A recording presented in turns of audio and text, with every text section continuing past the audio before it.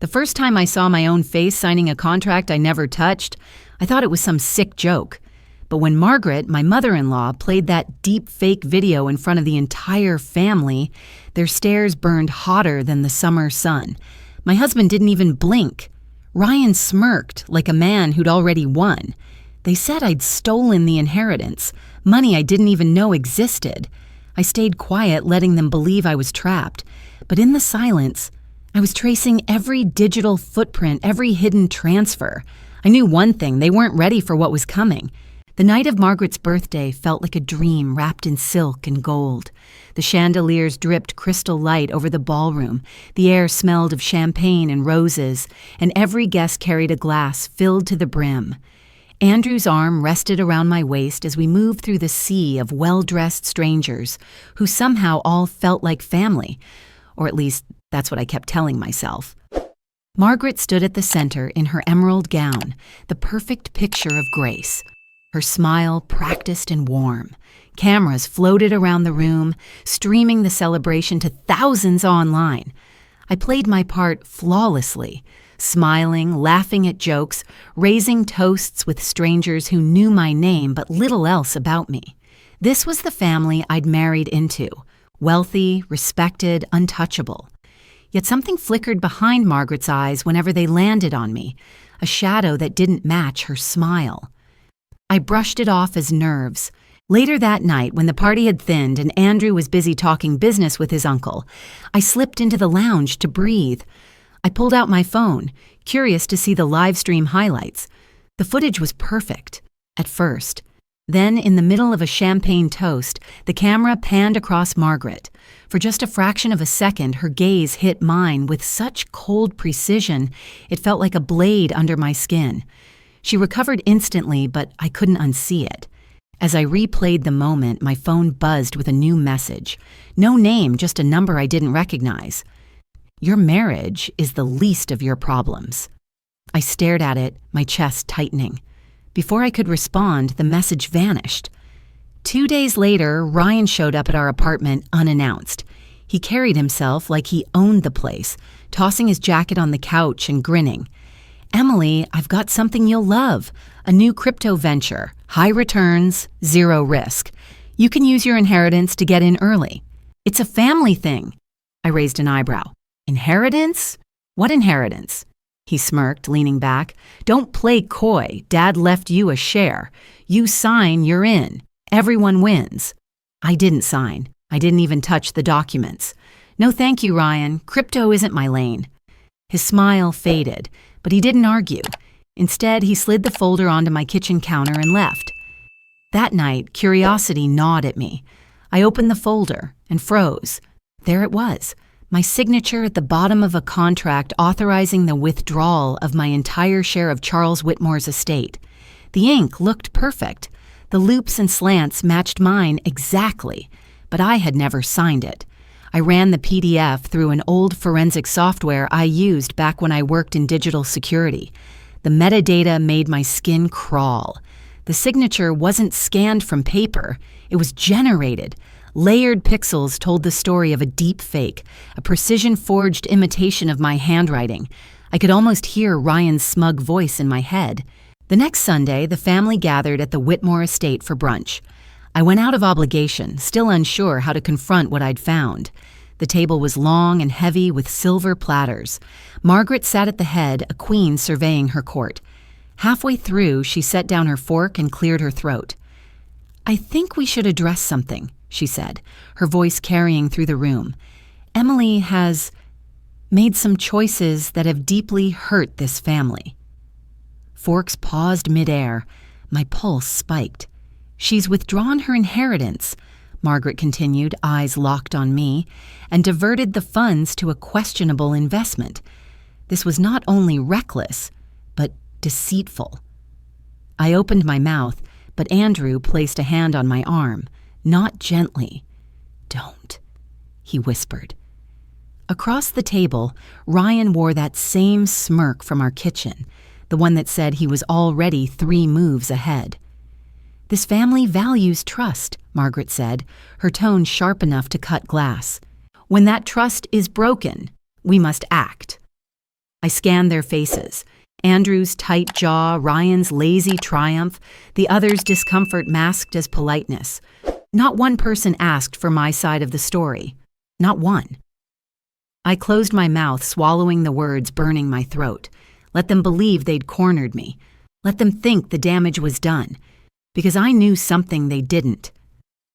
The forged signature was only the beginning, and I was already following its trail. Back through every keystroke, every encrypted wallet, every shadow they thought would keep them safe. And when I was ready, there wouldn't be a party big enough or a table long enough to protect them. The days after Margaret's public accusation felt like walking through a minefield. My phone buzzed nonstop, reporters calling, strangers sending messages dripping with hate or pity. Headlines painted me as the greedy daughter-in-law who siphoned off the Whitmore fortune. I didn't bother correcting them. Let them think I was broken.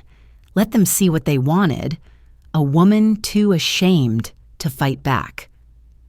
On camera, I cried. I let my voice tremble in the single interview I granted, talking about misunderstandings and family tensions. The clip went viral, pulling in sympathy from people who saw a victim in over her head. What they didn't see was the second laptop glowing on my desk, running a blockchain trace through layers of obfuscation. The forged contract had led me to a wallet address. Its transactions spiderwebbed out into hundreds of smaller wallets, a tangled forest of digital pathways meant to confuse anyone trying to follow. But this was my territory. I'd spent years in digital forensics, pulling apart scams that depended on their victims being too ignorant or too scared to chase the truth. 3 days in, the trace locked onto a new transfer, over $500,000, funneled from one of Ryan's shell wallets into an offshore account in the Cayman Islands. My hands tightened on the mouse. Offshore meant real-world banking records, and real-world records meant leverage. I leaned back, staring at the screen. They thought they had erased my path back to them. They had no idea I was already walking it. By the fourth night, I knew I needed allies. The Whitmore family had lawyers, money, and enough influence to bury this if I fought alone. So I reached out to an old contact, a group of white-hat hackers I'd once collaborated with, known online as the Lanterns. They specialized in exposing crypto scams and laundering schemes, the kind that wrecked ordinary investors. When their leader, a woman who went by Mira, answered my encrypted call, her voice was clipped. I saw the news. You're either the dumbest thief I've ever met or you're playing the longest game of your life. Both could be true, I said. But right now, I need proof, and I need to make it public. I sent her the wallet trail, the Cayman account details. She didn't ask how I got them. Give me 72 hours, she said, and don't talk to anyone. The next 3 days stretched thin, my nerves fraying with every minute. I avoided Andrew, whose absence was growing more noticeable, even at night. The tension in the house was a silent storm, pressing against my skin. When Mira called back, her voice carried a note of satisfaction. Your boy Ryan's been busy. We found contracts, fake investment deals, sent to dozens of small investors. He pockets the funds, then buries the trail through the Cayman account. I exhaled slowly. That's enough to take to the authorities. Not yet, Mira said. There's more. We cracked a secondary wallet hidden under multi-signature access. Guess who the other signatory is? I already knew before she said it. Andrew. Mira didn't soften the blow. He's listed as the director of a company in Singapore. No operations, no employees, just a bank account, and a lot of transfers from the Cayman account. For a long time, I didn't speak. My husband's betrayal didn't shock me. It clarified things. His silence at the brunch table, his hand stopping me from defending myself. It wasn't loyalty to the family. It was self-preservation. He was in on it from the start. That night, I sat in the dark, the only light coming from my phone. A new message appeared from an unknown number. No greeting, no signature, just words that tightened around my lungs like a vice. If you keep digging, no one will find your body. I stared at it for a full minute. my pulse hammering in my ears. Fear tried to claw its way up my throat, but something colder settled in instead. This wasn't just about money anymore. This was about survival. I forwarded the message to Mira. Her reply came instantly. "You've got their attention. Now we move fast. Sleep didn't come easily that night. Every creak of the house, every hum of the refrigerator felt like footsteps in the dark. But I wasn't backing down. I'd spent too many years tearing down predators like them to stop now, especially when the predator wore my husband's face. The next morning, I deleted every trace of my research from the devices in the house, storing it all on an encrypted drive hidden in a place neither Andrew nor Margaret would think to look. I was no longer just defending myself. I was preparing for war. I knew the only way to get deeper into their game was to convince them I'd already lost. It started with a quiet breakfast in the Whitmore Estate's sunlit kitchen, just Margaret, Andrew, and me. I kept my eyes low, my voice soft, my movements hesitant. "I've been thinking," I said, letting a pause stretch long enough to feel awkward. "Maybe it's better if I just make this go away. If I return the money, we can put this behind us." Margaret's gaze sharpened like she was trying to read the fine print of my soul. "You're saying you'll repay the amount you took?" "I'm saying I'll do whatever it takes to make this family whole again," I replied. I even added a small, embarrassed laugh. "It's been humiliating." Andrew relaxed beside her, his hand brushing over mine in what might have passed for affection if I didn't know better. Margaret nodded slowly. "We'll need documentation," she said. "A signed agreement to formalize the return. Our lawyers will draft it." I pretended to hesitate. "Fine, but I want a copy of whatever I sign." That afternoon, I received the document via email. I waited until after dinner to open it, alone in the study. The wording was precise, legalistic, exactly what I expected. But when I checked the metadata, my breath caught. The file had been created weeks earlier, not that morning, and the author tag matched the same account that had updated Charles Whitmore's will. I dug deeper, cross-referencing timestamps. The supposed update to the will had been made during a 3-day trip Andrew took to Singapore last year, one he'd described as a sudden client emergency. The trip had never appeared on his company's public calendar. The discovery tightened something in my chest. If Andrew had been in Singapore to help set up the offshore company, the will change wasn't just Margaret's doing, it was a joint operation. I needed more than metadata. I needed hard files, original drafts, correspondence, and I knew exactly where they would be. The law firm that handled all Whitmore family affairs, 3 blocks from the estate. 2 nights later, under a moon smothered by clouds, I parked in the alley behind Whitmore and Locke. I wore black from head to toe, a baseball cap pulled low, gloves snug around my fingers. I'd scoped the building earlier, motion sensors in the hallways, a simple keycard entry at the back door. I'd already cloned a card from an inattentive junior associate I'd accidentally bumped into at a cafe. Inside, the air smelled faintly of paper and toner. I moved fast, my footsteps silent on the carpet. The managing partner's office was exactly where I remembered it, the heavy oak door unlocked. On his desk sat a slim external hard drive. I plugged it into my laptop, initiating a full copy. The progress bar inched forward, slow and taunting. My pulse thudded in my ears. Then a soft creak came from the hallway. I froze, listening. A shadow stretched across the doorway, too tall to be a cleaning staff. "Emily?" Andrew's voice. I turned, my face cold. "What are you doing here?" He stepped inside, closing the door behind him. "Margaret said you might pull something like this. She was right." "You're spying on me now?" "I'm protecting us," he said, his tone flat. "From you." My heart kicked hard against my ribs. "You mean from the truth?" His jaw tightened. "You've gone too far. Hand me the laptop." I didn't move. "Margaret didn't just forge a will, Andrew. She's using me as a shield. If the money trail leads to me, you're safe. That's the plan, isn't it?" Something flickered in his eyes, but he didn't answer. Instead, he pulled out his phone, dialed 3 numbers, and said, "I'd like to report a break-in at Whitmore and Locke. The suspect is here now." I stared at him, the sound of his voice sealing the final crack in whatever was left of us. He spoke to the dispatcher like he was giving a weather report, calm and unshaken. Minutes later, red and blue lights painted the walls. The building seemed to shrink around me as uniformed officers stepped inside. One of them read me my rights, while another confiscated my laptop. Outside, rain slicked the pavement.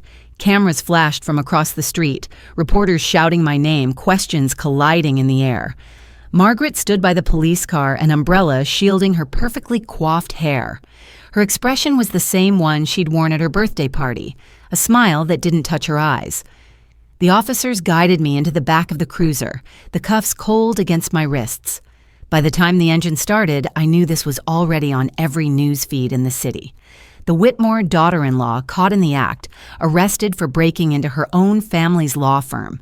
And as the sirens wailed, I realized something worse than the humiliation of the arrest. In the court of public opinion, I was no longer just the greedy outsider. I was a criminal, and that was exactly how they wanted it. The cell was cold, the light a constant hum overhead. I sat on the narrow cot, my back against the wall, my mind sharper than it had been in weeks. Fear had burned away, leaving only calculation. When the guard's footsteps faded down the hall, I slid my cuffed hands forward and tilted my wrists just enough to trigger the hidden button on my watch. A sequence of taps, a pause, then one final press.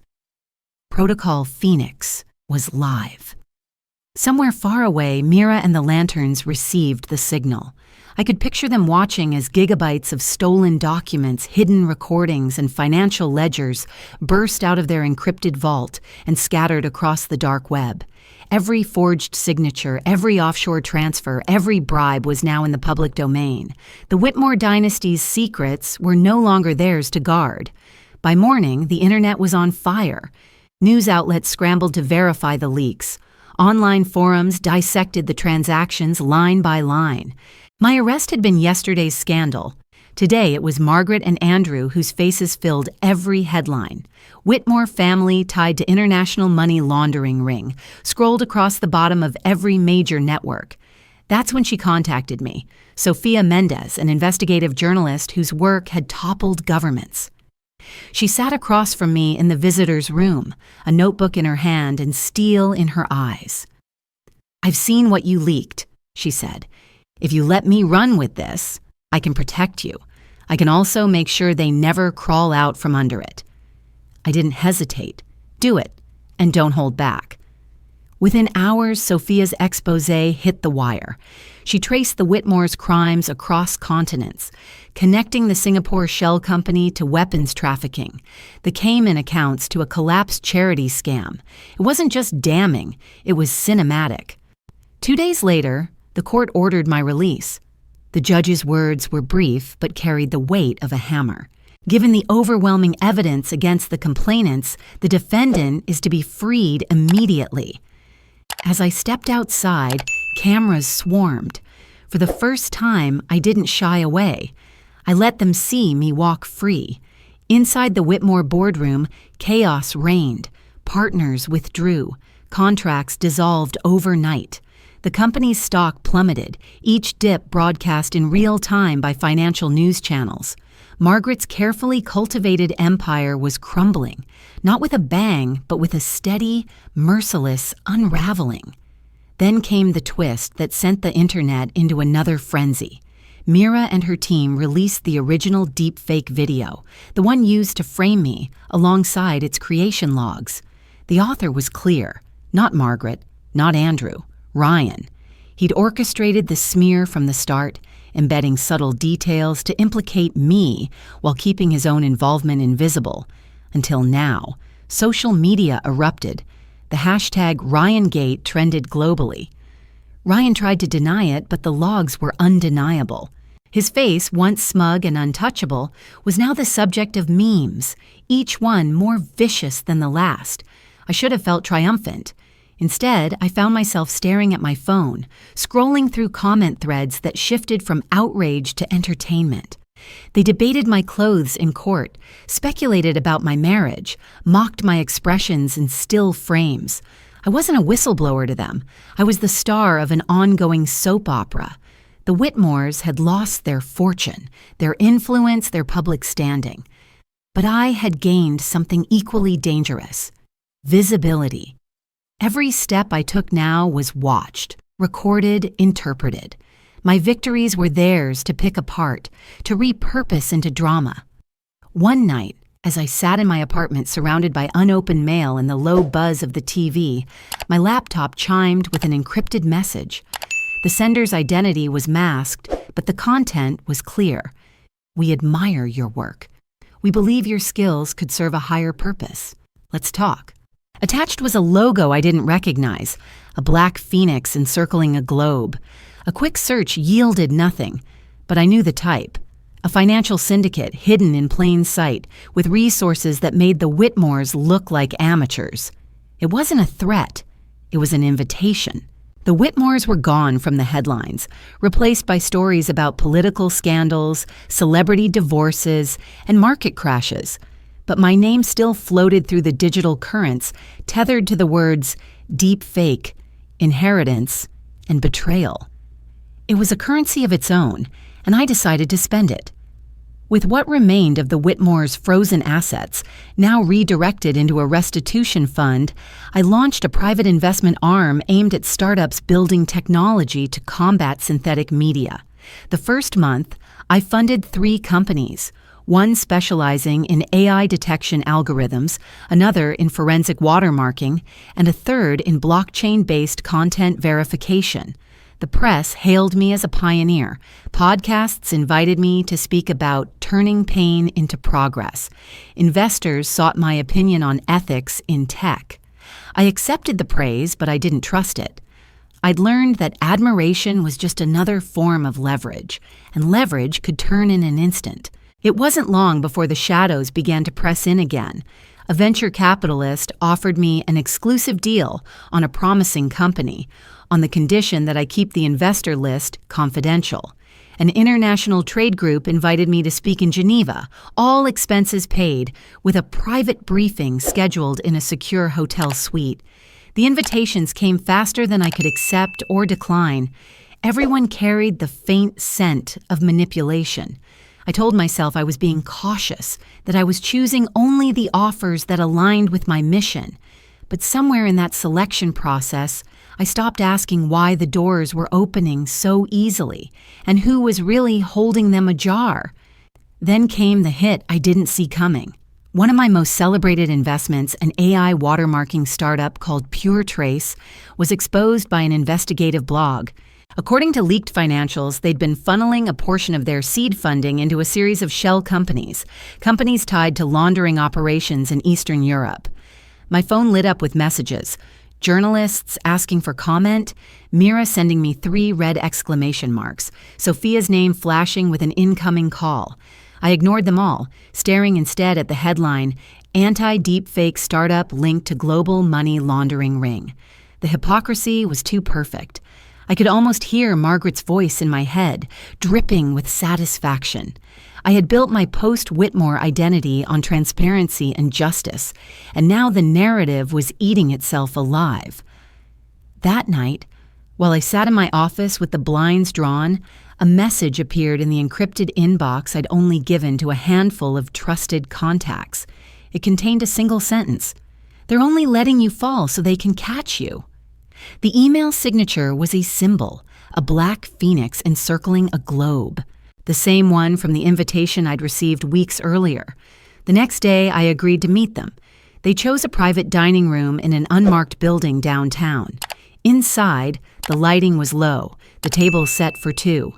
Waiting for me was a man in his 60s, sharp suit, silver hair, and eyes that had seen too much to be impressed by anything. "Emily," he said, standing to shake my hand. "It's been a long time." It took me a moment to place him. "Professor Halden." He smiled faintly. "You were my brightest student. I told you once that you'd either change the system or destroy yourself trying." I sat across from him, unsettled by how quickly the past had collapsed into the present. You run the syndicate. He didn't deny it. We prefer the term network. We maintain balance in markets where governments can't or won't act. Your skills are wasted on petty revenge. With us, you could influence the shape of entire economies. And if I say no? His smile didn't reach his eyes. You've made enemies in high places, Emily. Some of them are in this very government. Alone, you'll spend the rest of your life dodging their traps. With us, you'll be untouchable. I thought of the Whitmores, of Ryan's smirk, of Andrew's cold betrayal. I thought of the message that had started this entire spiral. Your marriage is the least of your problems. Halden leaned forward. I'll give you 2 choices, stand with us or disappear, completely. The room felt smaller, the walls closer. Outside, traffic hummed like white noise, the city oblivious to the fact that my life had just split into 2 divergent paths. For the first time in months, I didn't know which was worse, joining them or walking away. The offer from Halden sat between us like a weapon neither of us had drawn. I told him I needed time.